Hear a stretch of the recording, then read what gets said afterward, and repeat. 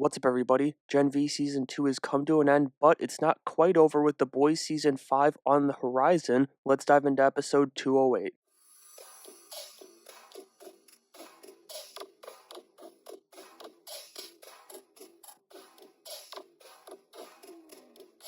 They kicked off the finale showing us how Godolkin survived and got his wounds that we saw Doug tending to as freaky deaky nurse Cypher after the scene from the season 2 premiere where the V fails and his colleagues and the fire breaks out in the lab. He just pumped himself full of V as the flames burst out around him. That last second injection is not only what gave him the ability to control people in the present, his meat puppets, but it's what saved his life too. We know that because we found out this week that the V being used in that scene was in fact the first iteration, the same one that Soldier Boy and Stormfront got, and I had mentioned that little tease that we got to the Boys Mexico spinoff. I think that was around episode 3 or so. It doesn't really matter, and now they give us a reminder about the prequel starring Jensen Ackles that's focused on those OG heroes from the universe that we saw in flashbacks during The Boys Season 3 when Soldier Boy was introduced. Then it was also revealed that Sage was a massive part of this whole plan, getting Starlight on Marie and Odessa's trail and getting the Star Pupil back to Gajiu. She set the table for it all. But I realized something else this week. I think,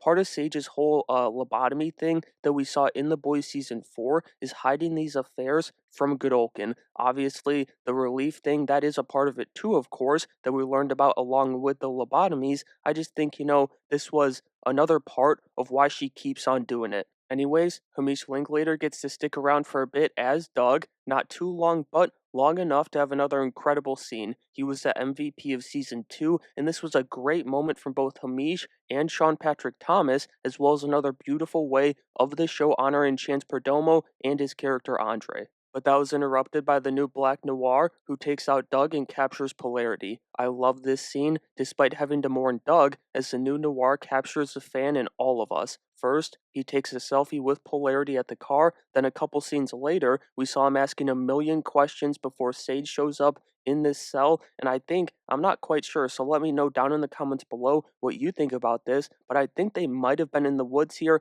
I don't know. It was kind of overall an underwhelming noir appearance in the finale, but somehow it still worked because of this element. Regardless, Godolkin hosts his final class as he calls some of the failures into the training room. For a moment here, it seemed like we were going to see Anthony Starr pop in for a quick finale cameo again, but all we got was him calling Sage as everything goes down at Gaju. Obviously, he's not happy about it, but when is he ever happy when you think about it? So we'll see where this leaves the two in The Boys Season 5. Personally, I think there's going to be some turmoil between a Homelander and Sage, while the Resistance, the Starlighters, just continue to grow stronger. The final class gave us a couple of epic fights, though, with the Ancient Bastard playing with his toys once again. He's powered up now that Marie's healed him, as he says he could barely control two people beforehand, and now he's got the entire room under his thumb. So, I think it's safe to assume that, something went wrong with his V injection, just like it did for his colleagues, with it working just enough for him to survive, and then Marie, she fixed more than just his appearance when she healed him. Either way, Sage isn't too happy with her boy toy deviating from their plan, so she sets Polarity free, but she also, thanks to her enhanced intellect, immediately noticed the improvement in Polarity's conditions. I'm not sure if that was what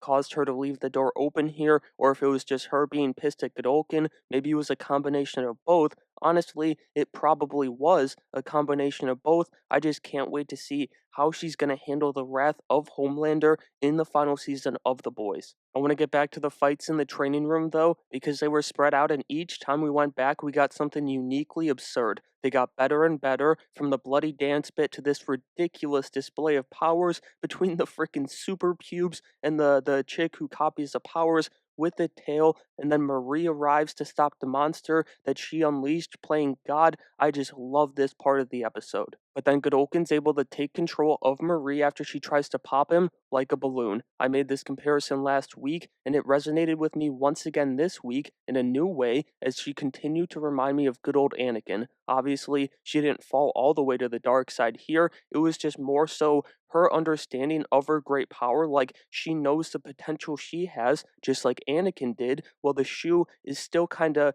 too big for the foot, if that makes sense. Polarity was able to make it there in time though, and disrupt Godolkin's connection. He saves the kids again, and gets to go at the man who pushed his boy over the edge, the man who literally pushed his boy to his breaking point. At least I thought that was going to happen, but once Marie is free, she wastes no time turning Godolkin into a human puddle. I know he was technically around all season and Cypher was Godolkin, not Doug. It just, once Ethan Slater took over, it all felt so quick. I thought he did a nice job of making a good first impression in the penultimate episode. It just didn't pan out here in the finale. The 10 seconds of Godolkin was very, very disappointing. I guess it was supposed to be the Sister Sage experience. But jokes aside, they wrap the season up as the victory is dedicated to Andre, but they don't have time to enjoy their win. Polarity is sticking behind at Got You, having not only saved the kids a couple of times, but having been saved by them too in the process, and they're back on the run to avoid the big bad Vought and Homelander's response. They get away from campus and make a stop, and it was nice to see them,